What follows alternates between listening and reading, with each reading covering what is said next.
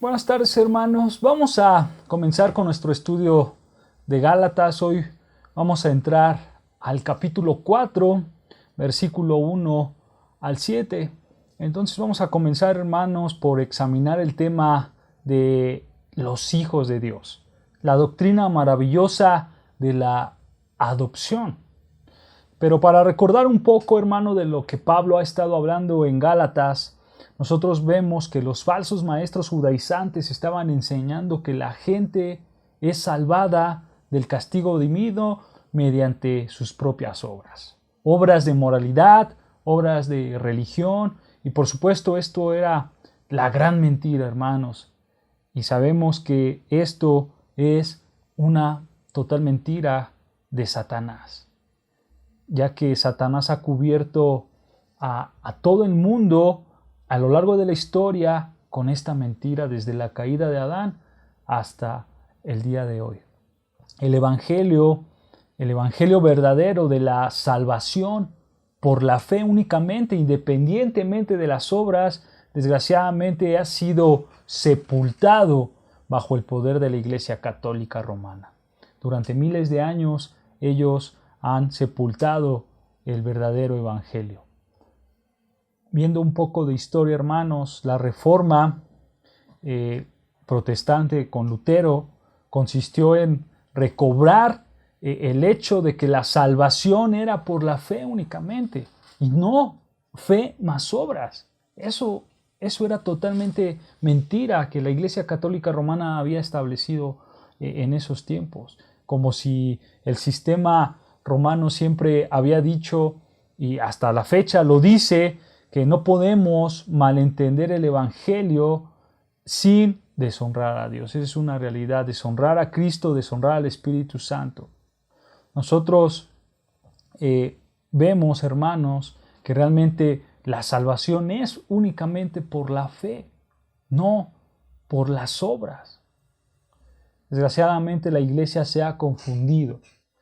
La iglesia ha perdido la misión y la visión de lo que realmente es la salvación.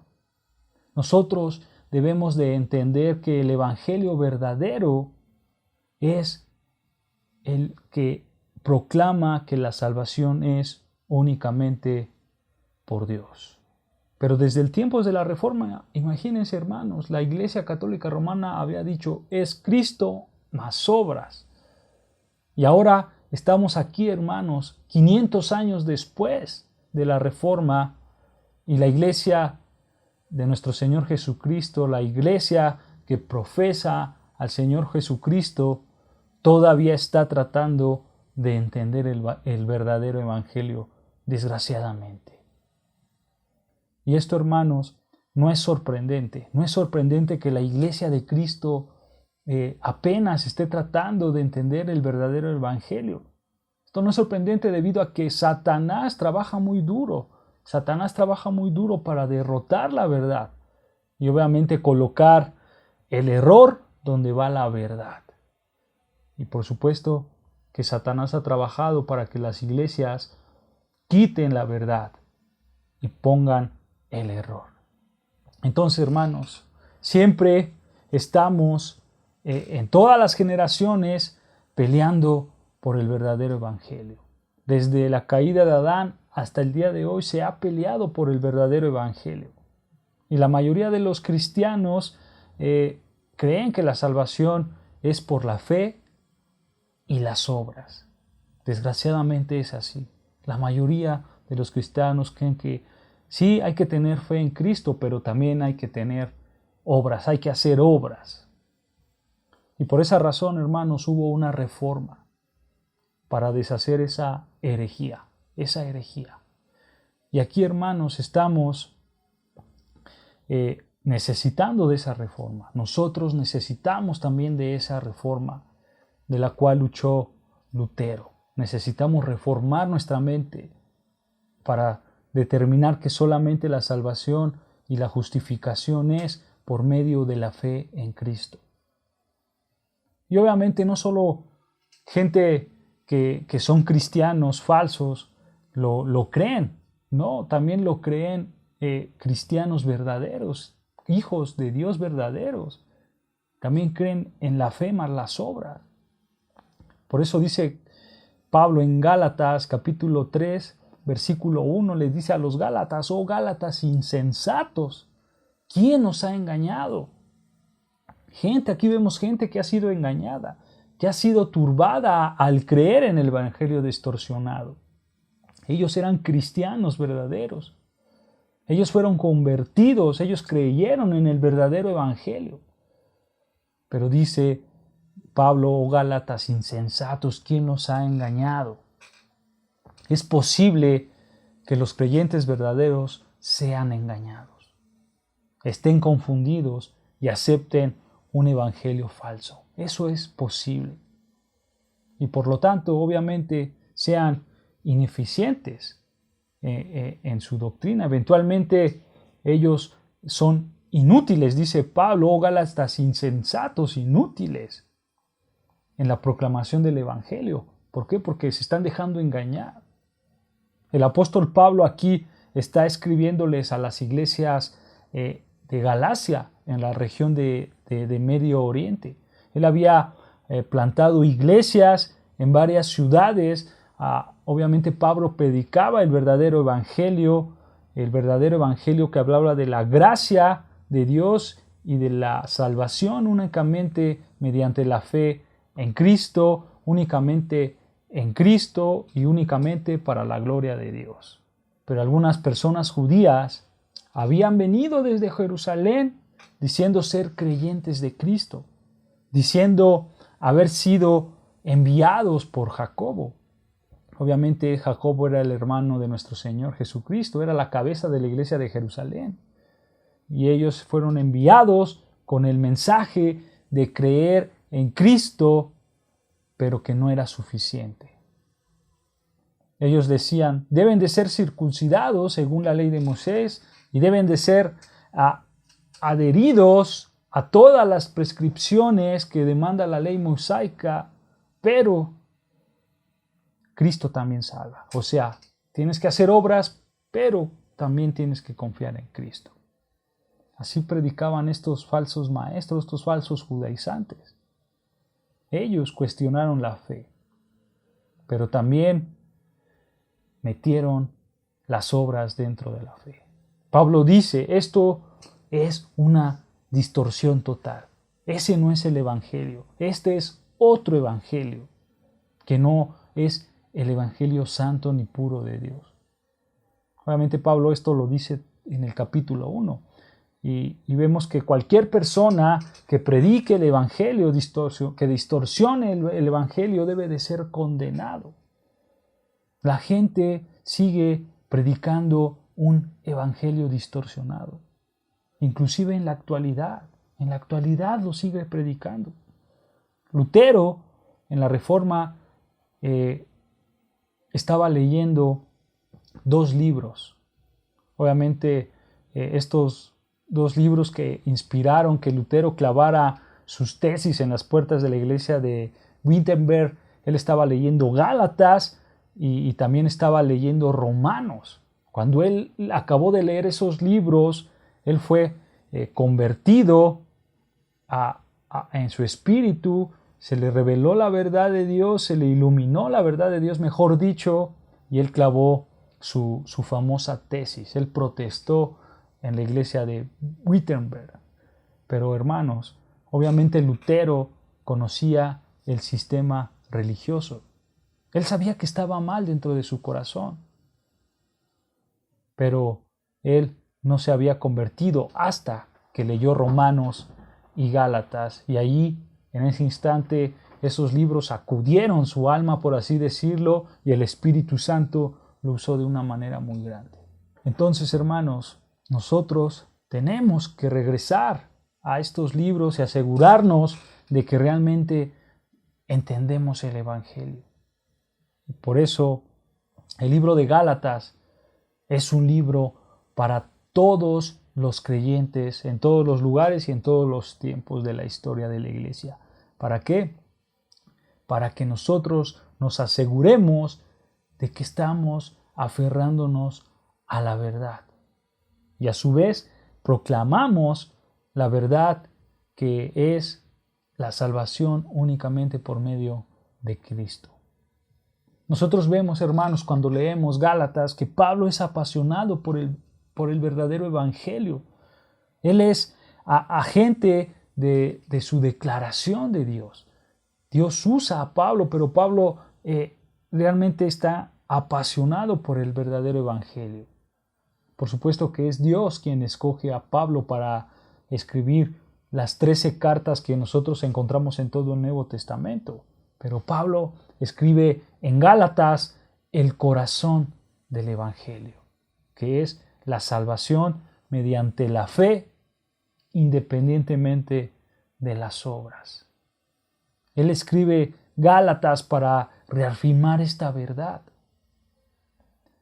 La salvación mediante la fe, independientemente de las obras. Por ejemplo, Pablo en Gálatas capítulo 2, versículo 16, él dice, un hombre no es justificado, esto es, no es declarado recto por Dios. Un hombre no es justificado por las obras de la ley, sino que mediante la fe en Cristo Jesús. Inclusive nosotros hemos creído en Cristo Jesús, de tal manera que somos justificados por la fe en Cristo y no por las obras de la ley.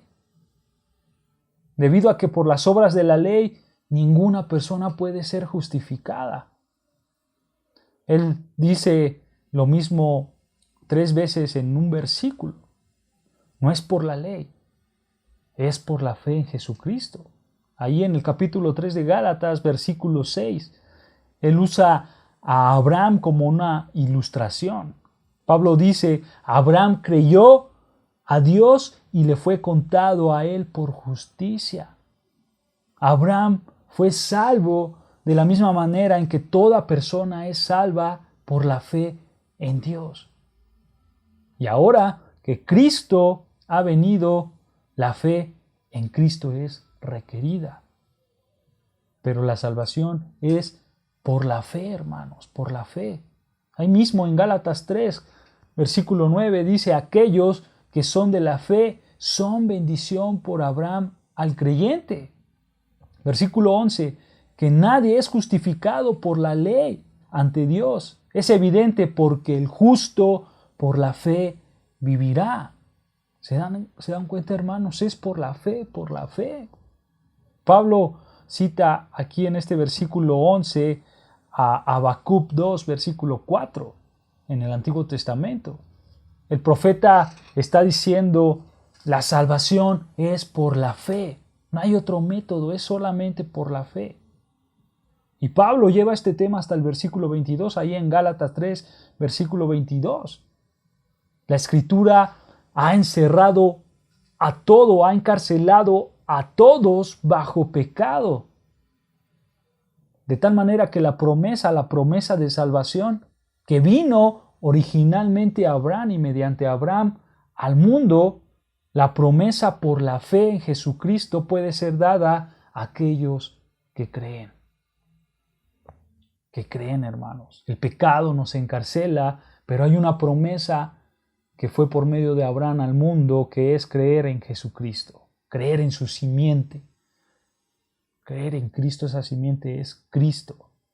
Ahí en Gálatas 3, versículo 24 dice, la ley se ha convertido en nuestro ayo para llevarnos a Cristo, para que seamos justificados por la fe.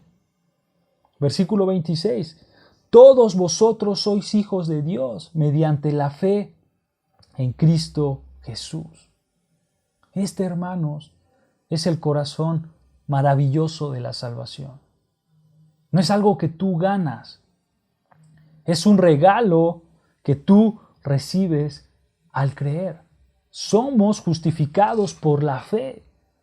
Y justificado significa que Dios te declara justo. A ti, pecador, te declara justo o recto ante sus ojos. ¿Debido a qué? Debido a que el pecador cree en el Señor Jesucristo. Dios considera Y Dios ha dicho que el pecador que cree en su Hijo será declarado justo y será el destinatario de su propia justicia. Eso es lo que ha declarado Dios. Y esta es una realidad sorprendente, hermanos, que Dios justifica a los impíos que creen. La pregunta aquí es, ¿cómo es que Dios puede hacer esto? ¿Cómo es que Dios me puede justificar? Bueno, Él lo puede hacer porque Cristo pagó el castigo por nuestros pecados. Allí regresando a Gálatas 3, Gálatas capítulo 3, versículo 10, vean lo que dice Gálatas 3, versículo 10. Recuerda esto, hermanos, dice, todos aquellos que son de las obras de la ley están bajo maldición. Escrito está, maldito todo aquel que no permaneciere en todas las cosas escritas en el libro de la ley para cumplirlas. Si tú en algún punto quebrantas la ley de Dios, tú eres maldecido, tú eres maldito. Pero después leemos la afirmación maravillosa, hermanos, ahí abajo en el versículo 13, vean lo que dice Pablo en Gálatas 3, versículo 13. Cristo nos redimió de la maldición de la ley, habiéndose convertido en una maldición por nosotros. Esto es de lo que hemos estado hablando, hermanos. Cristo tomó nuestro lugar en la cruz. Esto se le conoce como la muerte sustitutiva. Él es nuestro sustituto. Él es en nuestro lugar. Él paga el castigo por nuestros pecados. Su justicia nos es dada, hermanos, porque nuestros pecados fueron colocados en Él. Cristo vivió una vida perfecta, recta, que es acreditada a nuestra cuenta. Nosotros vivimos una vida totalmente pecaminosa, que fue acreditada a su cuenta, por lo cual Él sufrió la ira divina. Cristo tomó nuestro castigo. Pablo, hermanos, en Gálatas ha estado presentando un contraste entre lo que la ley hace y lo que la fe hace. Eso es lo que Pablo ha estado tratando de hacer desde el capítulo 1. Y también Pablo nos está enseñando que la ley, lo que la ley hace y lo que la fe hace, no se pueden mezclar, no pueden ser mezclados. Cuando los judaizantes vinieron y dijeron, es fe más obras, entonces mezclaron cosas que no pueden ser mezcladas, hermanos. La ley tiene un propósito y ese propósito lo vemos, vean ahí en el capítulo 3 de Gálatas, versículo 19. Capítulo 3 de Gálatas, versículo 19, vean lo que dice, porque la ley, no para salvar, porque la ley fue añadida debido a las transgresiones. ¿Por qué la ley? La pregunta que tenemos que hacer, ¿por qué la ley? Bueno, razón 1, para definir el pecado en su nivel más amplio. Por eso la ley fue añadida debido a nuestras transgresiones. ¿Para qué? Para que definiéramos el pecado a nuestro nivel más alto. Obviamente, hermanos, hay una ley escrita en nuestro corazón. Todo el mundo y todos tenemos una conciencia. Entonces, todo el mundo sabe lo que es el bien y lo que es el mal. ¿Y por qué lo saben? Porque la ley de Dios está escrita en nuestros corazones. Por eso, esto obviamente no es una ley completa. Dios escribió una ley de lo que es bueno y lo que es malo en nuestro corazón, pero no es una ley completa. Entonces lo que Dios hizo fue revelar su ley a Moisés y en toda su totalidad para definir lo que realmente es el pecado, a un nivel más amplio, por así decirlo. Por eso la ley nos muestra cuán pecadores somos. Entonces esto nos lleva a otro segundo punto que la ley sirve. La ley se reveló para demostrar que el pecado no solo es algo que está mal, sino que somos nosotros los malos. Es algo que está fuera, por así decirlo, de la línea de nosotros. Nuestro pecado afecta las relaciones con otras personas. Entonces, en otras palabras, la ley dice que el pecado es más que un defecto, hermanos. El pecado es un acto de rebelión en contra de Dios. Para eso también está la ley. ¿Para qué sirve la ley? Otra razón que Pablo nos puede enseñar aquí en lo que hemos estudiado, nos dice que hemos recibido la ley para que entendamos que estamos violando los decretos de Dios, que nos estamos rebelando en contra de Dios. Y por supuesto estamos bajo la sentencia de muerte. Para eso también está la ley, para decirnos, estás desobedeciendo a Dios y por lo tanto tienes una sentencia de muerte. La muerte viene a todos los hombres. Recuerden lo que dice Pablo, la paga del pecado es muerte, es muerte. Y otra razón que Pablo nos puede mostrar, una última razón, es que Dios envió la ley y fue la ley establecida desde Moisés hasta Jesús. Durante todos esos cientos de años fue para mostrar que la ley no puede salvar, hermanos. La ley no puede salvar. La ley estuvo en las manos de las personas judías, de las gentes judías. Ellos tuvieron la mejor oportunidad de cumplir la ley, obedecer la ley. Ellos juraron que harían lo que decía la ley. De hecho, hicieron hasta un juramento de sangre, según Éxodo 24, si tú lo lees, hermano, de que ellos iban a obedecer la ley con todo su corazón. ¿Cuál fue el resultado? No obedecieron la ley. De hecho, violaron el primero de los mandamientos, que fue no tendrás dioses ajenos, solamente adorarás a Dios. Ellos se entregaron a la idolatría, violaron la ley de Dios en todos los aspectos, en todos los puntos. En últimas instancias, el juicio cayó sobre sus cabezas. Fueron llevados a la cautividad y fueron sacados de su tierra por no obedecer la ley. Fueron maldecidos, fueron malditos. Entonces, lo que Pablo enseña es que la ley de Dios tiene un propósito y su propósito es definir el pecado y obviamente pronunciar una sentencia de muerte. Esa es la ley.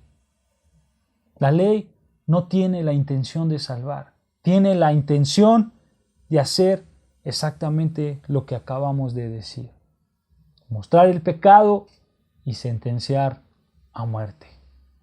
Lo único que salva es la fe en Dios, fe en Jesucristo. Entonces vemos que Pablo, hermanos, está presentando esa distinción entre la ley y su obra, y obviamente entre la fe y cómo recibimos la promesa. Eso es lo que Pablo nos está enseñando en todo este libro de Gálatas.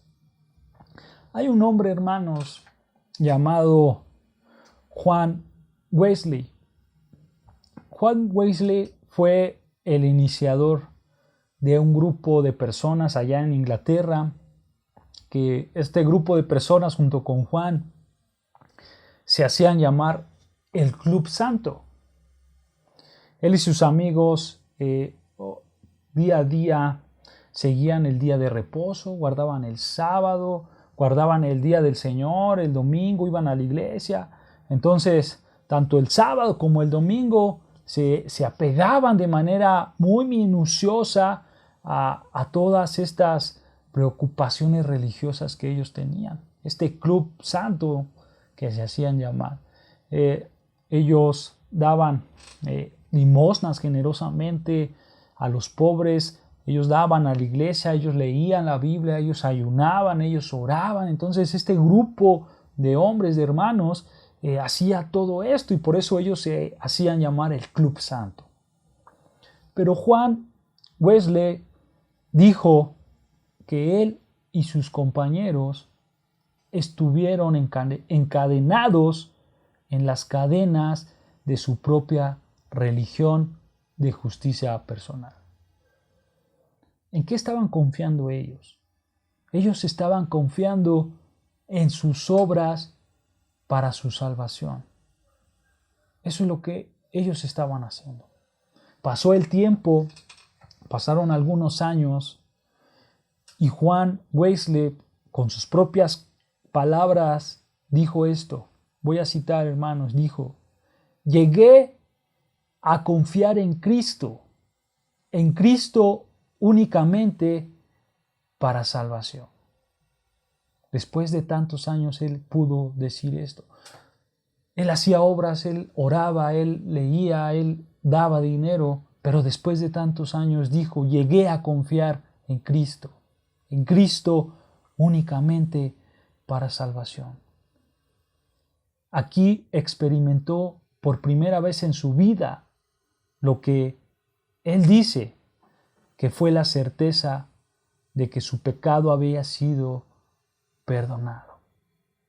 En ese punto, en el punto de su conversión, él miró hacia atrás, él vio todo lo que hizo atrás en esos días del Club Santo, entre comillas, y él escribió estas palabras. En ese entonces tenía la fe de un esclavo y no de un hijo. ¿Qué quiso decir este hombre con esas palabras? Tuve la fe de un esclavo porque estaba en esclavitud a la ley. No tenía la experiencia, hermanos, de la libertad de ser hijo de Dios.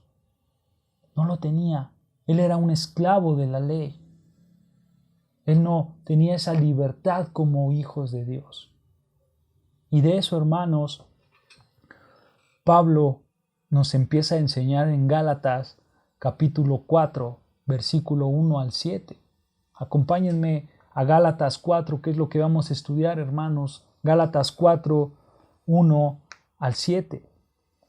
Dice así, Gálatas 4, capítulo 4, versículo 1 dice: pero también digo, entre tanto que el heredero es niño, en nada difiere del esclavo, aunque es señor de todo, sino que está bajo tutores y curadores hasta el tiempo señalado por el Padre. Así también nosotros, cuando éramos niños, estábamos en esclavitud bajo los rudimentos del mundo. Pero cuando vino el cumplimiento del tiempo, Dios envió a su Hijo, nacido de mujer y nacido bajo la ley.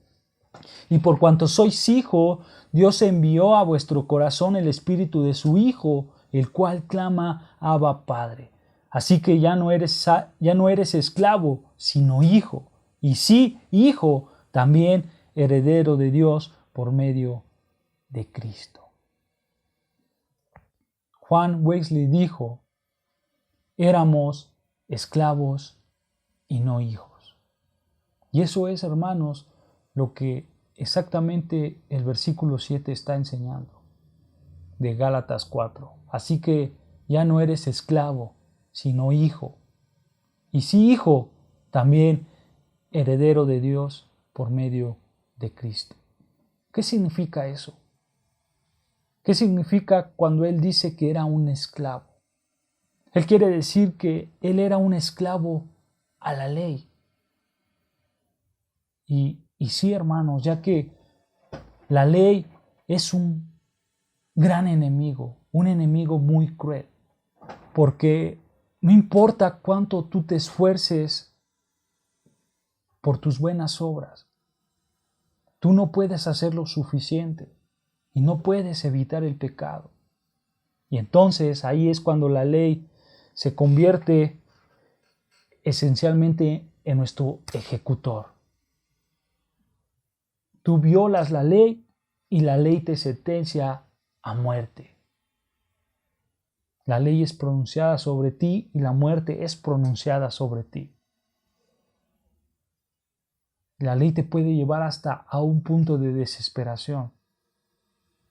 ¿Por qué? Porque La ley tiene el propósito, como lo vimos en el capítulo 3 de Gálatas, versículo 24, se convierte en un ayo, en un pedagogo, una persona que tiene la intención de cuidar a un niño. Antes, en cierta manera, era una especie de guardián, un guardián personal, esa era la ley, que cuidaba a los esclavos, un guardián personal. La ley fue ese guardián que tuvo la tarea y la responsabilidad de llevarnos a Cristo. ¿Para qué? Para que nosotros fuéramos justificados por la fe. Pero si tú te querías salvar por la ley, era algo imposible, algo imposible. La ley fue como ese ayo, como ese maestro, que sí, era un guardián que nos decía, si estás mal, pero también era un maestro que nos guiaba a Cristo para que fuéramos justificados por la fe en Él. La ley estaba para mostrarnos el infierno como nuestra realidad inevitable, como nuestra realidad que no podemos evitar. Y de esa manera la ley nos hace caer en desesperación. Pero también la ley nos muestra a Cristo, nos lleva a Cristo, a quien tú recibes mediante la fe, y la fe únicamente en Cristo. Ese es el mensaje de Pablo a los Gálatas, hermanos. Y aquí en el capítulo 4, él continúa con la misma verdad.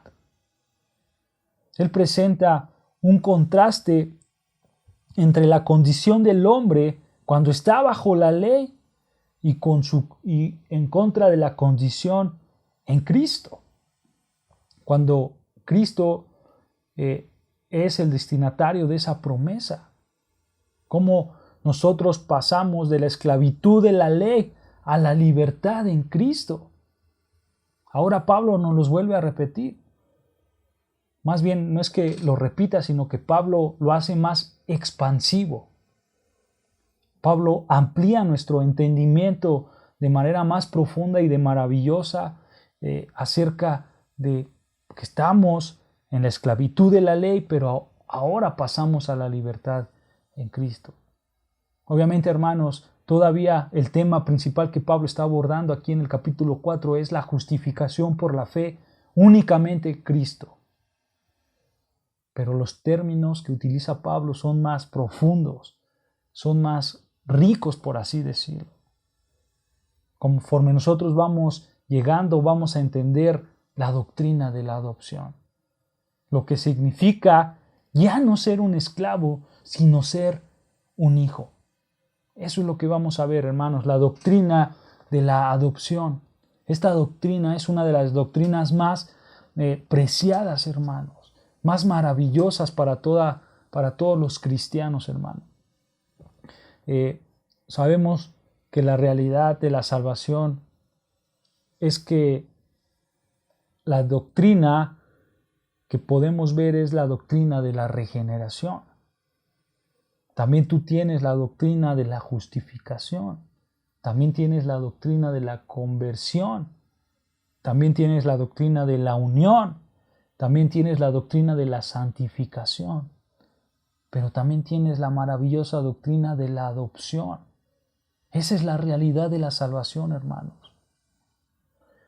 Acompáñame a Efesios 1, versículo 3 al 5. Efesios 1, versículo 3 al 5 dice: Bendito sea el Dios y Padre de nuestro Señor Jesucristo, que nos bendijo con toda bendición espiritual en los lugares celestiales en Cristo. Versículo 4, según nos escogió en Él antes de la fundación del mundo, para que fuésemos santos y sin manchas delante de Él. Vean, hermanos, versículo 5, en amor, habiéndonos predestinado para ser adoptados hijos suyos por medio de Jesucristo, según el puro afecto de su voluntad. Si se dieron cuenta, hermanos, en estos versículos, la doctrina de la elección está con el propósito de la doctrina de la adopción. Él nos escogió para que Él pudiera adoptarnos. Eso es esencialmente lo que es una adopción. Cuando tú escoges a alguien para que sea tu hijo, eso es adoptar, tú lo escoges a Él. Eso no sucede en el nacimiento natural. Tú no sabes quién va a venir. Simplemente tú recibes lo que aparece, lo que hay. Pero la adopción es donde tú escoges. Tú tomas al que quieres que sea tu hijo, que en esencia viene de otra familia. Y esta es la verdad gloriosa. Y es parte de otra verdad más gloriosa que es la salvación, hermanos. Fuimos elegidos por Dios de un mundo pecador para convertirnos en sus hijos adoptados. Y ahora nosotros en estos 7 versículos que vamos a leer, hermanos, y que estamos leyendo, aprendemos mucho de la gran obra de Dios llamada la adopción. Ve versículo 1, hermanos, de Gálatas 4, vean lo que dice versículo 1. Pero también digo, entre tanto que el heredero es niño. La palabra niño es nepios, significa bebé o infante. Dice, pero también digo, entre tanto que el heredero es infante o bebé, en nada difiere del esclavo, aunque es señor de todo. Versículo 2, sino que está bajo tutores y curadores hasta el tiempo señalado por el Padre. Esa es una ilustración muy simple que Pablo está dando, hermano. Pablo dice, un hijo podría ser un heredero. Él podría ser un heredero, pero él no difiere en absoluto a un esclavo, aunque él es dueño de todo. ¿Por qué? Porque un infante, un bebé, un niño está bajo guardianes y gente que lo cuida hasta la fecha que el padre establece. Cuando llega esa fecha, él puede recibir esa herencia. Para entender un poco, en el mundo antiguo, hermanos, el proceso de crecer era identificado de manera muy rápida. En la cultura en que nosotros vivimos hoy en día, ni siquiera sabemos cuando alguien ya creció. Ahí tenemos a treintañeros que no han crecido. Tenemos a niños de 10 años también que han sido sobreexpuestos a cosas del mundo que su manera de pensar ya es la de un adulto. Nosotros realmente no definimos esta niñez y la parte adulta, hermanos. Hemos borrado esos momentos que definen de manera clara el crecimiento humano. Hemos creado nosotros una especie de cultura entre la niñez y la etapa adulta, ¿no? ¿Cuál es la que llamamos la adolescencia? Eso es lo que se ha creado en el mundo, la adolescencia. Ya no hay niñez y adulto, ahora hay niñez, adolescencia y adulto. Pero en el mundo antiguo, hermanos, si tú sí podías pasar de ser a un niño a un adulto. No había puntos medios, estaba muy bien identificado. En el mundo judío, hermanos, un niño en su cumpleaños número 12 era preparado para venir al primer día de reposo después de su cumpleaños y su padre lo llevaba a la sinagoga y este niño era presentado a toda la sinagoga, presentado al rabino y se le decía a él ahora Bar Nisba, una palabra muy conocida. Esto quiere decir un hijo de la ley. Él ahora pasaba de estar en las manos de su padre, él ahora es un responsable ante Dios por su herencia a la ley. Él se tenía que meter a esa ley que su padre seguía y ahora ese niño era responsable delante de Dios. El padre pronunciaba unas palabras que los judíos decían estas palabras, voy a citar, bendito eres tú, oh Dios, quien me has quitado la responsabilidad de este niño. Y ahora, si tú no crees que hay un cambio en el mundo, imagínate esto, hermanos, entregar a tu hijo de 12 años y darle la libertad, quitando tus manos de la responsabilidad que tenías. Imagínate eso, hermano. Obviamente esto no es una irresponsabilidad, sino que el niño que está sujeto a ti, también ahora está sujeto a la ley. Y en ese momento el niño también citaba unas palabras que él decía: oh mi Dios y Dios de mis padres, en este día solemne y sagrado, el cual marca mi paso de ser un niño a ser un adulto, un hombre, humildemente levanto mis ojos a ti y declaro con sinceridad y verdad que a partir de ahora guardaré tus mandamientos y llevaré la responsabilidad de mis acciones delante de ti. Eso es Bar Mitzvah, hermanos. Un Bar Mitzvah verdadero, uno antiguo. Hoy en día los judíos contemporáneos en sus grupos, sus Bar Mitzvah son totalmente distintos. Ellos se reúnen para que al niño le den el dinero que tenía de herencia, primordialmente, ya después lo demás. Antes no era así. Antes tenía la responsabilidad del niño de cumplir la ley de Dios porque ya era un adulto. Por eso hay una línea, hermanos, que divide la vida claramente. Y la gente en esa edad contemplaba el matrimonio desde los 12, los 13. Ellos ya contemplaban el matrimonio. Entonces Pablo lo que hace es tomar esa idea, y Pablo ahora lo tiene aquí en su mente. Toma todo lo que dice Pablo es el mundo antiguo. Lo que sabía era que había un tiempo en que un niño entraba a la etapa de la responsabilidad. Hasta ese entonces, él no difería de un esclavo. Él podía ser heredero, sí. Él tenía un patrimonio increíble, sí, un patrimonio muy grande.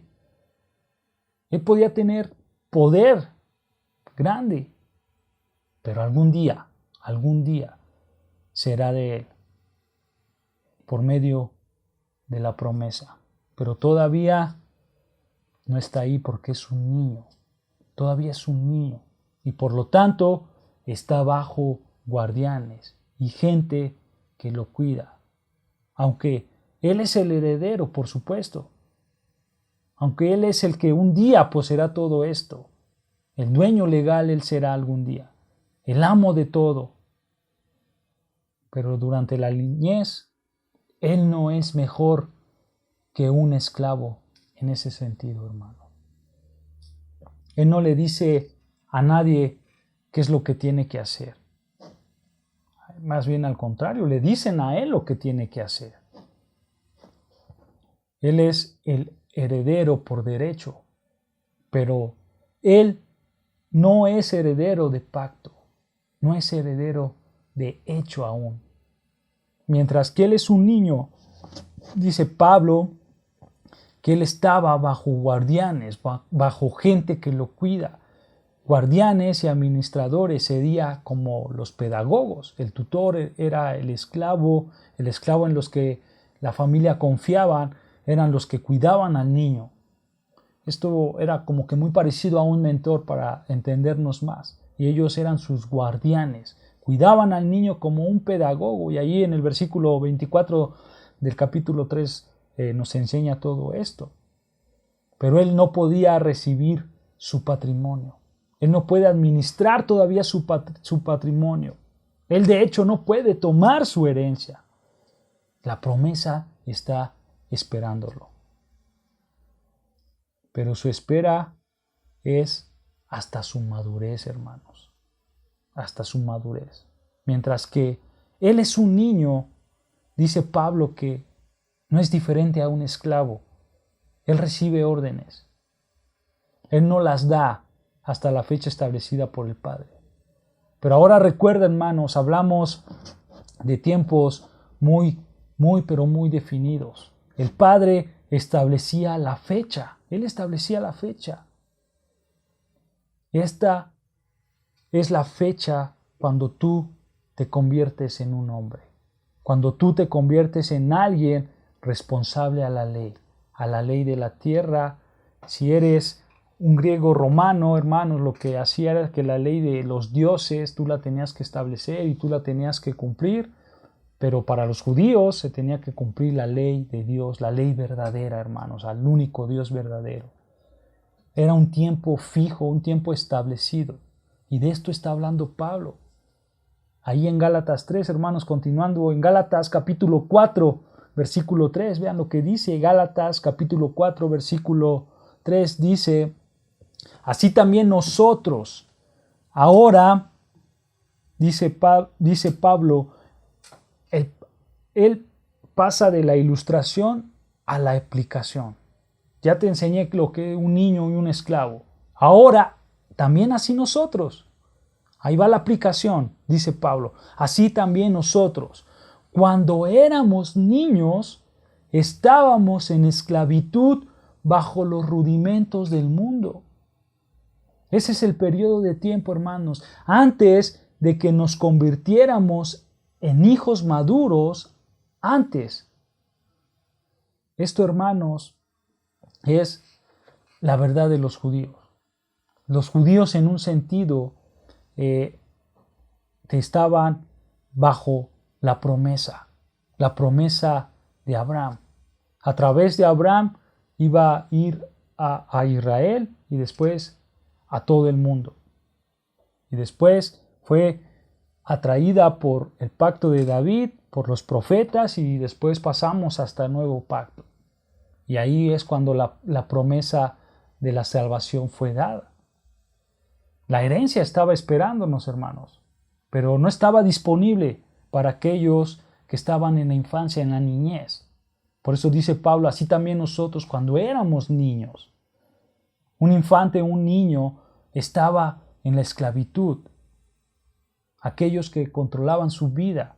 Y Pablo dice, mientras que éramos niños, estábamos en esclavitud bajo las cosas elementales de este mundo. ¿Cuáles son esas cosas elementales para los judíos?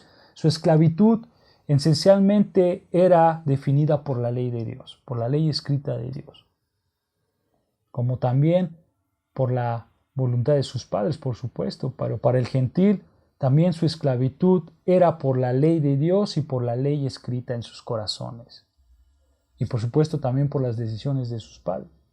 Y así como los padres creaban esclavitud para sus hijos porque estaban bajo un guardián, bajo un tutor, así también la ley que era escrita en nuestros corazones para los gentiles los hacía esclavos, tanto para los gentiles como para los judíos. La ley creaba un tipo de esclavitud y nunca eran librados, sino que eran esclavos. ¿Hasta qué? Hasta que se convirtieran en hijos maduros. Pero ahora nota, hermanos, lo que dice Pablo con esa frase, los rudimentos del mundo. Esto, hermano, ha causado que algunas personas tengan lucha. ¿Por qué? Porque ¿qué significa exactamente los rudimentos del mundo? Acompáñame a Colosenses 2, versículo 8 rápidamente, hermanos. Colosenses 2, versículo 8. Vean lo que dice Colosenses 2, versículo 8. Dice, mirad que nadie os engañe por medio de filosofías huecas y sutiles, según las tradiciones de los hombres, conforme a los rudimentos del mundo y no según Cristo. Y después de ahí, hermanos, saltamos hasta el versículo 20, ahí mismo, Colosenses 2, versículo 20, y dice, pues si habéis muerto con Cristo en cuanto a los rudimentos del mundo.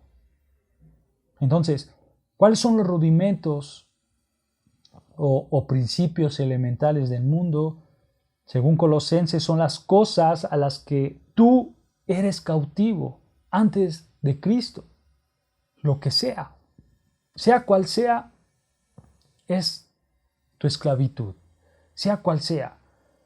Para el gentil podría ser la filosofía, el engaño, las tradiciones de los hombres, etc. O ahí mismo en Colosenses 2, versículo 21, dice que pueden ser ciertas reglas, ciertos decretos. No toques, no gustes, no palpes. Allí también más abajo en el versículo 23 puede ser la apariencia de sabiduría en religión, la humillación personal, trato severo con el cuerpo, religiones que piensan que la santidad es alcanzada mediante la flagelación y aplicarte dolor a ti mismo. Esas son formas de rudimentos o principios elementales del mundo. Pero así también es la ley, hermanos, la ley de Dios. Si nosotros estamos hablando de judíos, dice Gálatas, regresando a Gálatas capítulo 4, versículo 3, dice Pablo, éramos niños que estaban en esclavitud bajo los rudimentos o elementos del mundo. Y inclusive la ley es algo elemental. Esta palabra de rudimentos, hermanos, en el griego es stoichia, que significa cosas alineadas. Literalmente significa cosas en una fila. Es una palabra que se usa en la escuela básica, el A, B, C, D, F, o sea, cosas alineadas, cosas continuas, el 1, 2, 3, 4, hasta todos los números. Son cosas simples y identificadas. Entonces nosotros podemos ver, hermanos, que toda la religión, no importa cuán sofisticado pueda ser o pueda parecer, incluso en el judaísmo, todas las religiones son elementales. Son elementales. Realmente, hermanos, nosotros podemos ver que no hay una madurez real en ninguna religión básica. Y entonces la ley era una forma de religión que era elemental, que se tenía que cumplir paso a paso, 1, 2, 3, 4. Si te quedabas ahí, si tú tenías que llegar hasta el 10 y te quedabas en el 5, eras condenado. El punto, hermanos, era que de pasar de ahí del 1, 2, 3, 4, pasar a Cristo. Cristo fue el que vino con la madurez completa. Cristo cumplió la ley al 100%. Cristo pasó del 1 hasta los 10 mandamientos de una manera perfecta, hermanos. Cristo vino a ser ese hombre maduro. Los principios elementales del mundo podrían ser la filosofía. ¿Por qué la filosofía? Porque cualquier idea impía que se levanta en contra de la voluntad de Dios era algo elemental, hermanos, y algo que realmente te llevaba a la condenación. Y eso es lo que enseña 2 Corintios capítulo 10. Realmente, hermanos, nosotros podemos ver que esto era una especie de ABC, de 1, 2, 3, una forma de religión muy simple, muy elemental, pero que te podía condenar. La religión sin Cristo es elemental. La religión sin Cristo es inmadura, hermanos. Romanos 1 dice que profesan ser sabios, pero son necios. Toda la religión de Cristo es elemental. Entonces eso es lo que está diciendo. Nosotros conforme hablamos de niño, entonces estamos hablando de un nivel básico de la escuela, hermanos, por así decirlo. Todos estamos en este punto, en el nivel básico de la escuela. Cuando estamos bajo la esclavitud de la religión, bajo la esclavitud de la ley. Estamos en ese proceso elemental del mundo, en el ABC, en el 1, 2, 3, hermano. Claro que si eras judío en ese tiempo, hermanos, no resultaba de alguna manera tan difícil, porque la ley de Dios es santa, justa y buena. Por supuesto que te enseña la verdad de lo que quiere Dios. Pero es una realidad que todos nosotros estamos encarcelados. Estamos en esclavitud desde nuestra infancia, hermanos. Lo cual, esto es nuestra, por así decirlo, nuestra presalvación, hermanos. Nosotros somos incapaces de tomar nuestra herencia. Somos niños cruzando el ABC. La ley nos va guiando como el ABC. ¿Hasta qué? Hasta llegar a Cristo, hermanos. Pero vamos en esa época, en ese proceso, hermanos, hasta llegar hasta nuestra edad adulta. Entonces, nosotros podemos ver que esa es la preparación para ser hijos, hermanos. El cumplimiento de ser hijos lo vemos ahí en el versículo 4 de Gálatas, capítulo 4, versículo 4. Acompáñame, hermano, a Gálatas 4, versículo 4 dice, pero cuando, aquí viene el punto que realmente quiere resaltar Pablo, dice, pero cuando vino el cumplimiento del tiempo, Dios envió a su Hijo, nacido de mujer y nacido bajo la ley, versículo 5, para que redimiese a los que estaban bajo la ley, a fin de que recibamos la adopción de hijos. ¿Se dan cuenta, hermanos? Esto es glorioso. Pero cuando vino el cumplimiento del tiempo, el tiempo fue perfecto. Nosotros éramos niños de la ley. La ley era nuestro guardián, nuestro ayo, nuestro maestro, nos guiaba. La ley y el mundo eran elementales, nos ponían un proceso de 1, 2, 3 con el fin de llevarnos a Cristo. Por eso Pablo dice, pero cuando vino el cumplimiento del tiempo, el tiempo de Dios fue perfecto, hermanos. Dios es paciente. La ley estuvo en existencia durante cientos de años, cientos y cientos de años. Cuando Cristo vino, finalmente vino a liberarnos de la ley y pasarnos a la edad adulta, hermanos. La esclavitud realmente fue muy larga. La esclavitud fue dura. Pero cuando vino el cumplimiento del tiempo, eso simplemente se refiere a la salvación. Pablo está hablando a la salvación por medio de Cristo, está hablando a la llegada de Cristo, a esa edad mesiánica. ¿Y cómo sabemos esto, hermanos? Porque ahí lo dice, Pablo lo dice. Pero cuando vino el cumplimiento del tiempo, dice Pablo, Dios envió a su Hijo. Esto, hermanos, va a marcar la culminación de la historia humana, hermanos. La esclavitud había sido larga y dura, esperando a que un Redentor nos librara.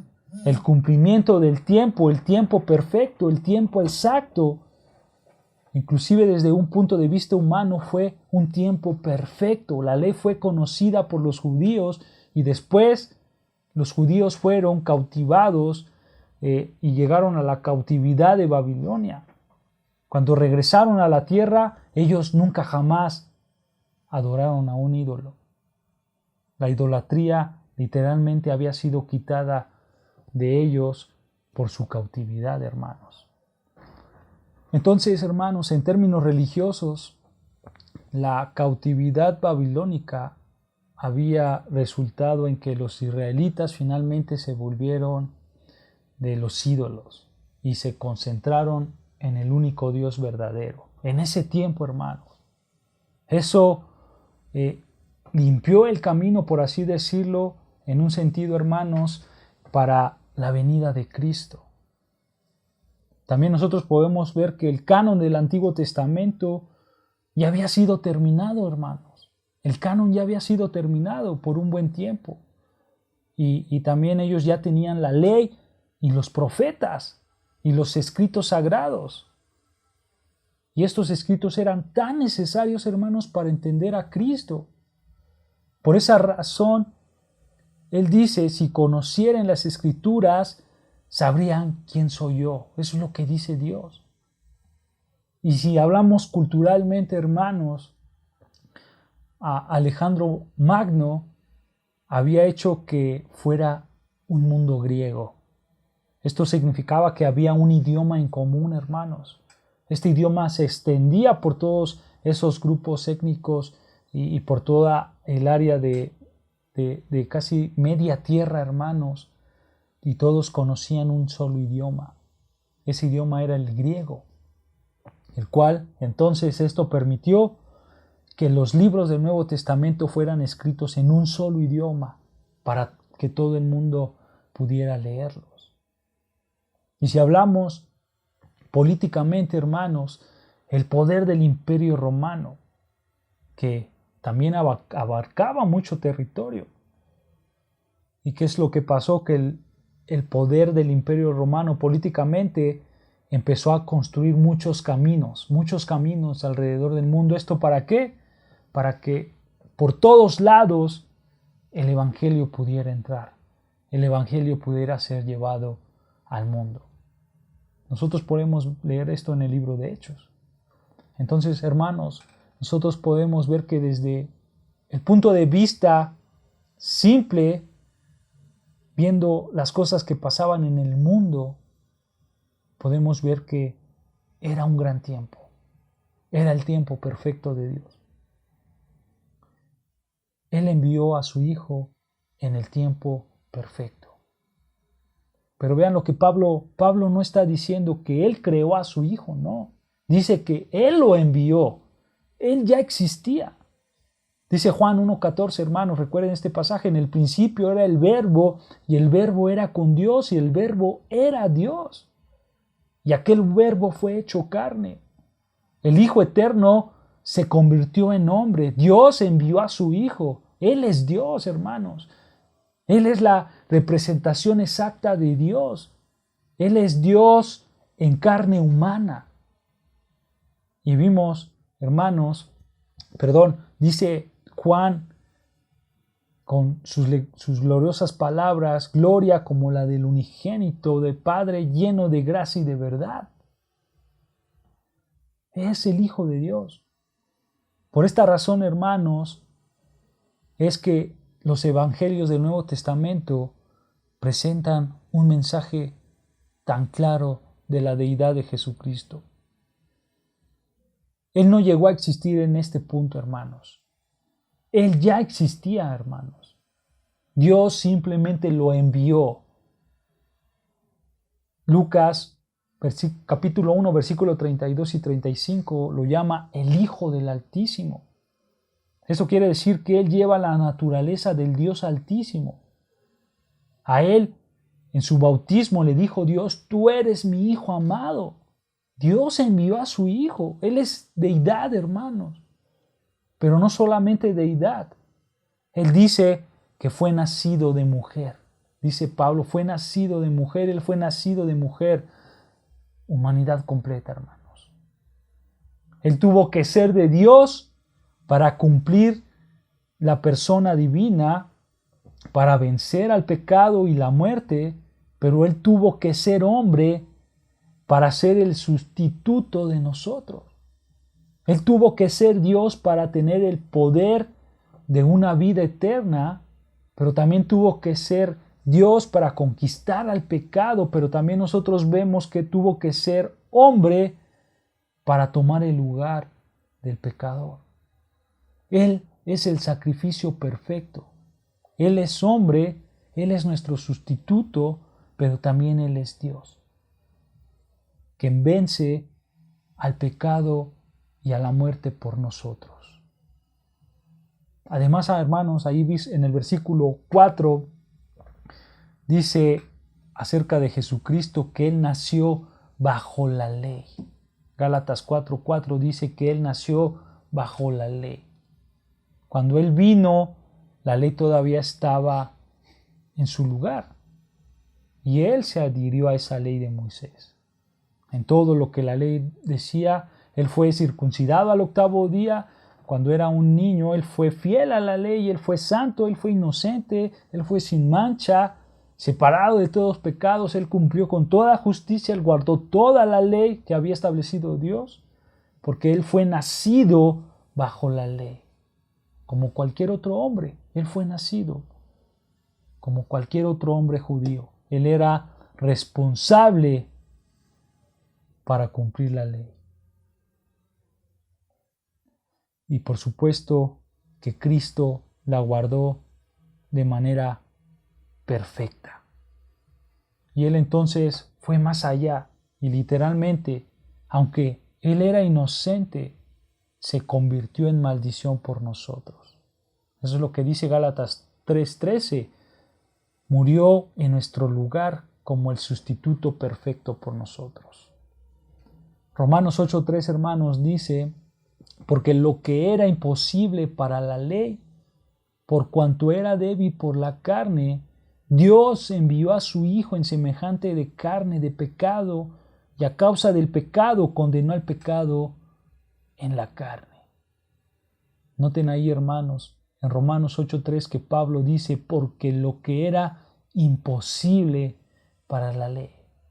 ¿Qué es imposible para la ley, hermanos? ¿Qué es lo imposible? Lo imposible es que la ley no podía salvar. La ley no puede salvar, la ley no puede traer perdón, la ley no puede quitar la sentencia de muerte y del infierno. Lo que la ley no podía hacer era débil como para la carne. O sea, no era la culpa de la ley, porque la ley es santa, la ley es justa, la ley es buena, pero la carne es débil. Por eso Dios envió a su Hijo en semejanza de carne pecaminosa. Y como una ofrenda por el pecado, Él condenó el pecado en la carne, para que el requisito de la ley fuera cumplida en nosotros, hermanos. Él no solamente se no solamente se convirtió en una maldición por nosotros, sino que Cristo la cumplió en su muerte y en su vida perfecta. Él cumplió con toda la ley. De tal manera que nuestros pecados son imputados a Él en su muerte y su vida perfecta nos es imputada por la fe a nosotros. Entonces Dios envía a su Hijo. ¿Pero por qué lo envía? Vean, hermanos, regresando a Gálatas capítulo 4, versículo 5, vean, ¿por qué lo envía? Lo envía para que redimiese a los que estaban bajo la ley, a fin de que recibiéramos la adopción de hijos. Él quería redimirnos, hermanos. Él quería comprarnos de regreso de nuestra esclavitud. Él quería pagar el precio. La palabra bajó ahí donde dice porque redimiese a los que estaban bajo la ley. Esta palabra de bajo aparece mucho aquí, hermanos. Si tú has notado en todo lo que hemos leído de Gálatas, desde el capítulo 1 hasta el capítulo 4, la palabra bajo aparece en todos lados. En el capítulo de bajo la ley, capítulo 3. Una vez en el capítulo 4, bajo maldición, bajo pecado, bajo rudimentos del mundo, inclusive bajo un tutor. Esto describe la vida de alguien antes de Cristo, hermanos. Bajo la ley, bajo pecado, bajo cosas elementales, bajo la religión, bajo la maldición. Todo esto, hermanos, está reflejando la esclavitud. Esta es la condición del hombre. También dice nuestro Señor que fue nacido bajo la ley. Cristo mismo fue nacido bajo la ley, pero Él la guardó perfectamente. Esa, hermanos, es una justicia activa, su obediencia activa. Y después, cuando Él murió en esa cruz, en nuestro lugar, eso se convierte en una obediencia justa, en una obediencia pasiva. Él lo hizo para redimirnos, dice Pablo, comprarnos de la esclavitud al pecado. ¿Con qué fin, hermanos? Ahí al final del versículo 5 de Gálatas 4, vean, ¿con qué fin nos compró Cristo? A fin de que recibiésemos la adopción de hijos. Este es un privilegio tan grande, hermanos. Tú puedes decir, si nosotros nacimos en la familia de Dios, si nosotros fuimos regenerados, hablamos de un nuevo nacimiento, hablamos de renacer, nacimos en la familia de Dios. Entonces, ahora, ¿por qué estás diciendo que somos adoptados? ¿Cómo pueden ser ambas verdades? Bueno, hermanos, nosotros nacimos, sí, pero también somos adoptados. Estos dos puntos son símbolos de una sola realidad, la realidad de la salvación.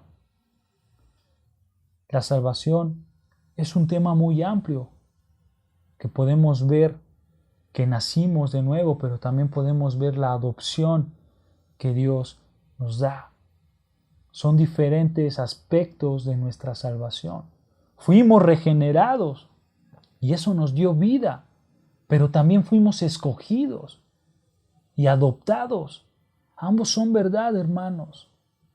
Como hemos visto, somos los destinatarios de muchos aspectos de la salvación, hermanos, la cual nosotros podemos ver en este tema tan glorioso de la salvación. Podemos ver la regeneración, la justificación, la conversión, la unión, la santificación y por supuesto la adopción. Pero ahora estamos hablando de la adopción, hermanos. ¿Y cuál era nuestra familia antes? Dice Juan 8 que vosotros sois vuestro padre el diablo. Esa era nuestra familia. Éramos hijos de desobediencia, hijos de ira. Nuestro hogar era el mundo, era el diablo. Estábamos en esclavitud al pecado, a la muerte y al infierno. Nuestro padre era el diablo. Esa era nuestra familia. Esa es la condición universal de toda la humanidad. Pero Dios, hermanos, mostró su gloria a través de su amor y su gracia hacia nosotros. En el capítulo 3 de Gálatas, versículo 26, Pablo también dijo: todos vosotros sois hijos de Dios mediante la fe en Cristo Jesús. ¿Se dan cuenta, hermanos? Y lo que leímos ahora en el capítulo 4, versículo 5, Él vino a redimirnos. ¿Para qué? Para que pudiéramos recibir esa adopción. Fuimos regenerados, se nos dio una vida, fuimos declarados justos y ahora dice Dios: estoy moviéndolos de la familia de Satanás a mi propia familia. Los estoy colocando en mi familia. Y entonces, de manera personal, los estoy colocando en mi familia, unidos con mi Hijo Jesucristo. Eso es lo que está haciendo Dios, hermanos. Eso es lo que hace Dios día a día en nuestras vidas, hermanos. Dice Juan, el Evangelio de Juan, capítulo 1, versículo 12, ya para acabar, hermanos, Juan 1, versículo 12, mas a todos los que le recibieron, a los que creen en su nombre, les dio potestad de ser hechos hijos de Dios. Ahora, también dice la primera carta de Juan, capítulo 3, versículo 1, primera carta de Juan, capítulo 3, versículo 1, dice: mirad cuál amor nos ha dado el Padre para que seamos llamados hijos de Dios. Por esto el mundo no nos conoce, porque no le conocen a Él. Mirad cuál amor nos ha dado el Padre para que seamos llamados hijos de Dios. Ese es el amor del Padre, que seremos llamados hijos de Dios. Sí, hermanos.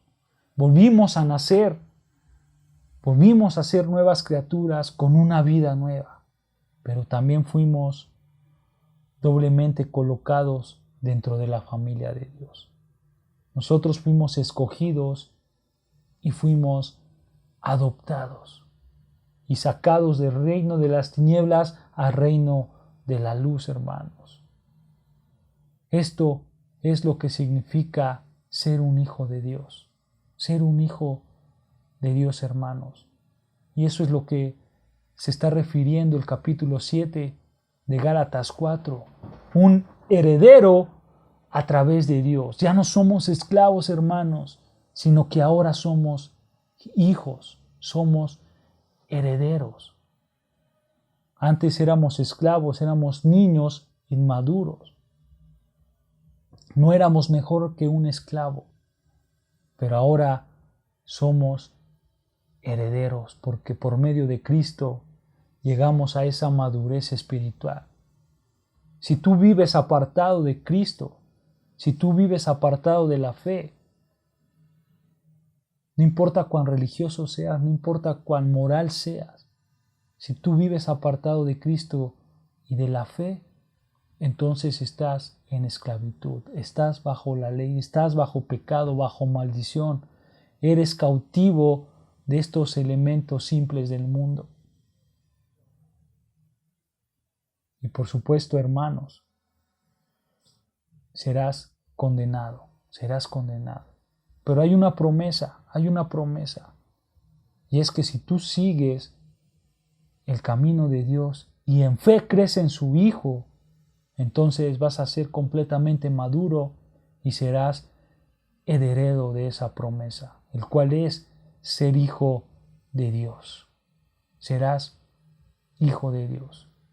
Entonces, si tú has creído en Jesucristo con todo tu corazón, ahora te puedes hacer llamar un hijo de Dios. Y ese título, hermanos, nadie te lo podrá quitar. Dios te bendiga.